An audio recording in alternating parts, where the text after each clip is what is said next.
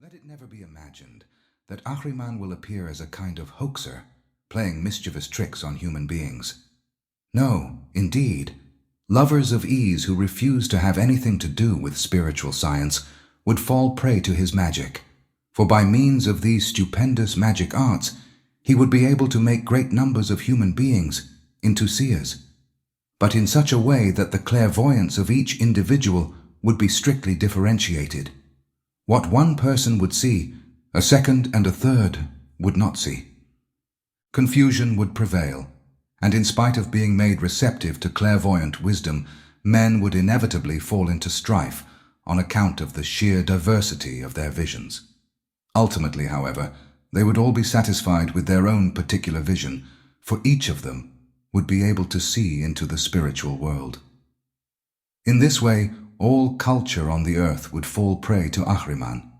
Men would succumb to Ahriman simply through not having acquired by their own efforts what Ahriman is ready and able to give them.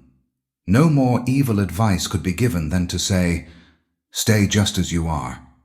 Ahriman will make all of you clairvoyant if you so desire, and you will desire it because Ahriman's power will be very great.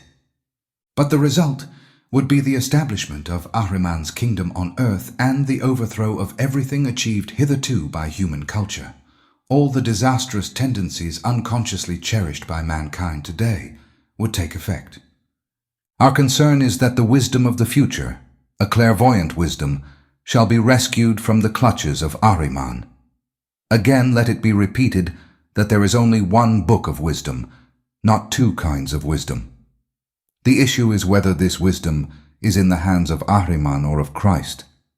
It cannot come into the hands of Christ unless men fight for it, and they can only fight for it by telling themselves that by their own efforts they must assimilate the content of spiritual science before the time of Ahriman's appearance on earth.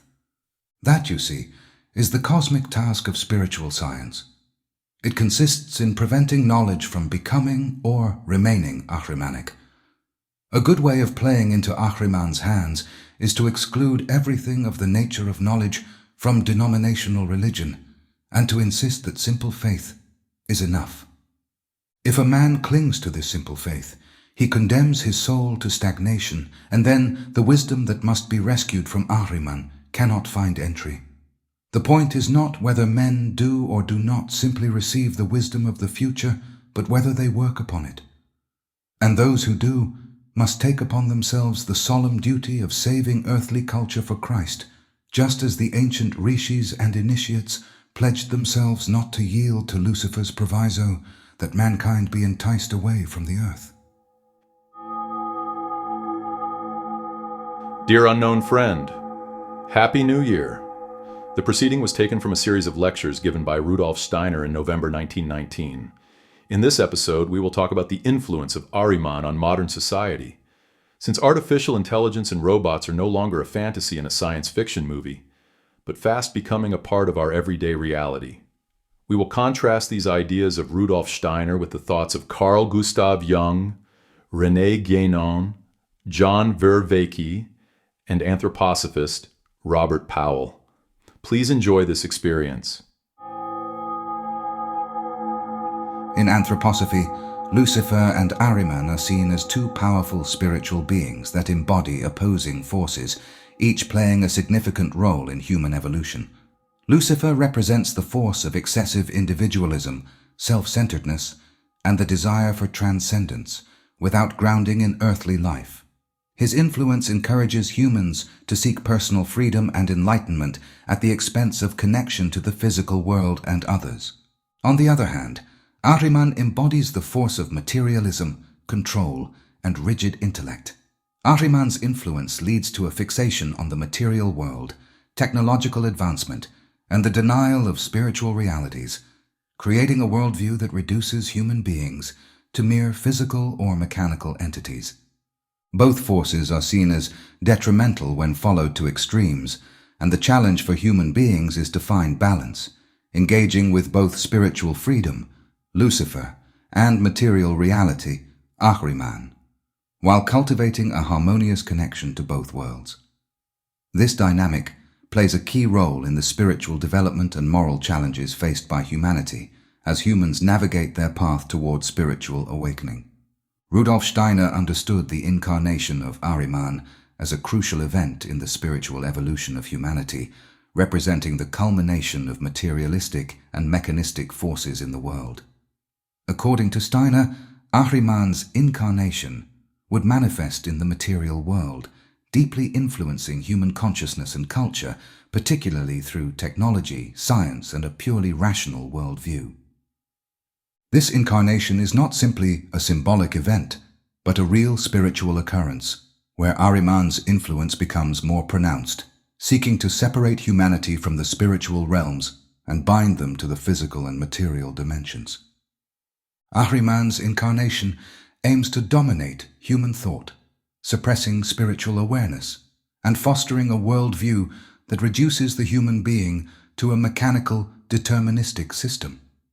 Steiner saw this as a significant challenge for humanity, as Ahriman's power would increasingly manifest in the development of technology and the dominance of scientific materialism.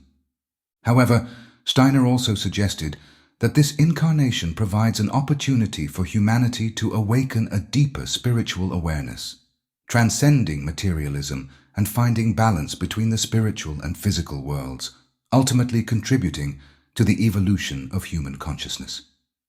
Other notable thinkers like Carl Jung believed that modern life, with its rapid technological advancements and the pervasive influence of mass media, had profound effects on the human psyche.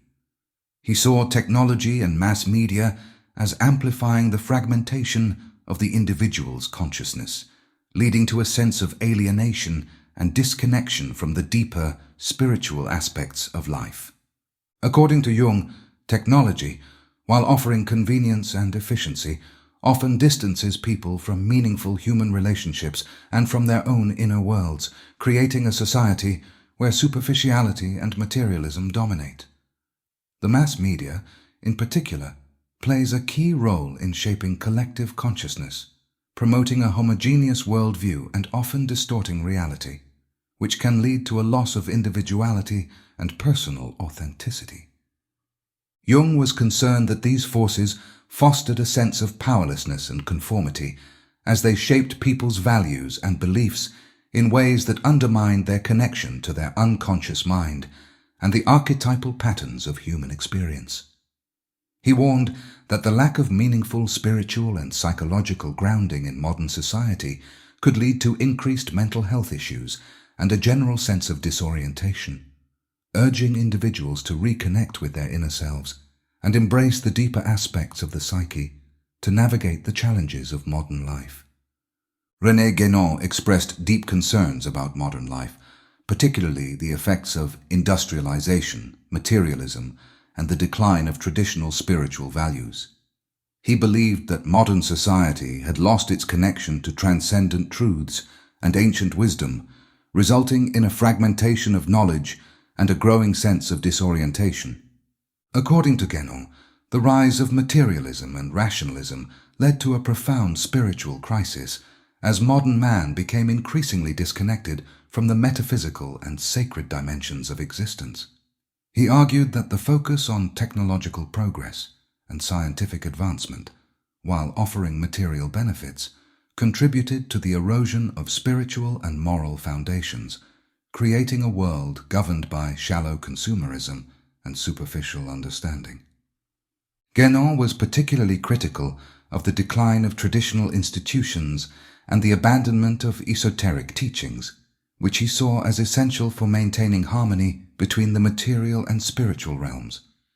For Guénon, this shift marked the beginning of a civilizational degeneration, where individuals were increasingly unable to access deeper, higher knowledge or experience meaningful connections to the divine.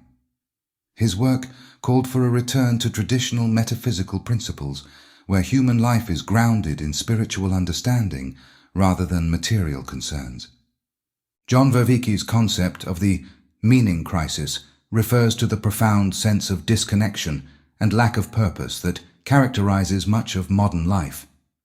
Vervaeke argues that traditional sources of meaning, such as religious beliefs, communal practices, and philosophical systems have weakened or been lost in the face of scientific rationalism and the dominance of secularism. As a result, individuals today often struggle to find a coherent sense of meaning or to understand their place in the world. Vervaeke suggests that this crisis is rooted in the collapse of the structures that once provided a framework for understanding existence and guiding human action.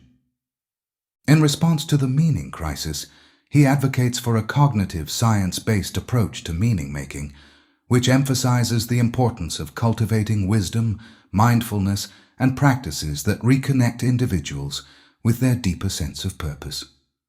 Vervaeke explores how contemporary individuals can address this crisis through practices like meditation, reflective thinking, and a renewed emphasis on cognitive and embodied ways of knowing, which he believes are crucial for reintegrating meaning into modern life and overcoming the disorientation many people feel today. According to Robert Powell, a prominent figure in anthroposophy, the outer planets, Uranus, Neptune, and Pluto, are closely linked to spiritual forces that influence humanity's development, particularly in the context of Ahriman's influence. Powell suggests that the outer planets represent higher, more distant spiritual realms that are involved in the evolution of consciousness. However, when seen through the lens of Ahriman's influence, these planetary energies can be distorted and become channels for materialism, abstraction, and mechanistic thinking, which Ahriman embodies. Uranus, in this context, represents the drive for individual freedom and radical transformation, which can manifest in ways that alienate individuals from the divine and from a sense of connectedness to the spiritual world. Neptune is associated with the realm of idealism, illusion, and spirituality, but under Ahriman's influence, it can lead to escapism or an overemphasis on abstract spirituality that disconnects people from practical, grounded living. Pluto, linked with deep transformation and the hidden forces of the unconscious, could represent the darker side of power, control, and materialism, which Ahriman uses to influence human will and to suppress true spiritual development. Powell emphasizes the need for humanity to consciously align with the positive spiritual qualities of these outer planets, freedom, idealism, and transformation, while being wary of the Ahrimanic forces that might pervert their energies toward materialistic or purely intellectual ends. In this way, he sees the outer planets as both a challenge and an opportunity for spiritual awakening, urging individuals to rise above the influence of Ahriman by embracing higher, more spiritual forms of consciousness and transformation. Ahriman, as depicted by Rudolf Steiner, is not merely a force external to humanity, but a spiritual adversary whose influence permeates both the external world and the inner workings of the human soul. His power resides in the allure of materialism, the mechanization of thought, and the cold rationality of a world increasingly dominated by technology. However, Steiner suggests that Ahriman's ultimate aim is not simply to impose a materialistic worldview, but to sever humanity's connection with the spiritual realms and the deeper dimensions of existence. The battle against Ahriman is not one that can be won through physical resistance or opposition to technological progress. Instead, it is a call to awaken to the higher capacities of the human soul, the faculties of intuition, creativity, and spiritual perception. Steiner proposes that only by developing these inner faculties, which are often neglected in our modern intellect-driven society, can humanity overcome the cold grip of Ahriman. In the struggle against Ahriman, it is the spirit of wisdom, love, and moral intuition that must guide humanity. It is through the development of these higher spiritual qualities that the material world can be infused with true meaning and purpose. This deeper spiritual engagement offers not only resistance to Ahriman's materialism, but a pathway to transcendence. It requires a conscious effort to restore balance in a world that often prioritizes the material over the spiritual.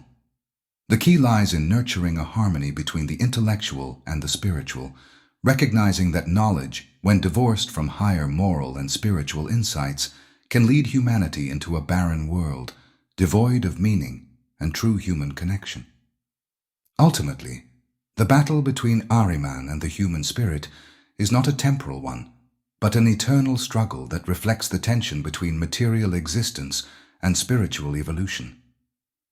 Steiner invites us to view our time as one of profound spiritual significance, where each individual's choice to cultivate inner wisdom and connection to the divine is a counterforce to Ahriman's attempts to diminish the soul's potential.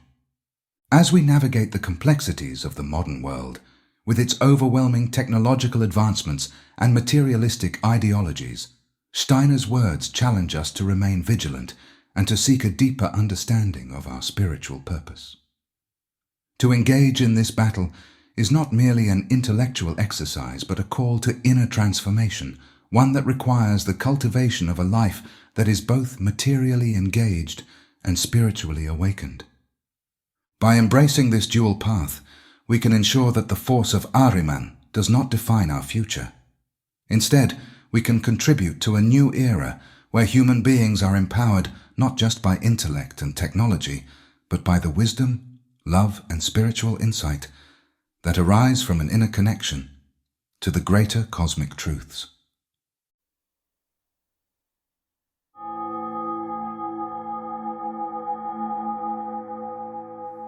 Thank you for joining us today. If you haven't already, subscribe to our channel and share this with a friend. If you have any questions or suggestions, please leave a comment. Visit templeofthelivingfire.com for more information. Thank you, and namaste. The Philosophers of the Living Fire.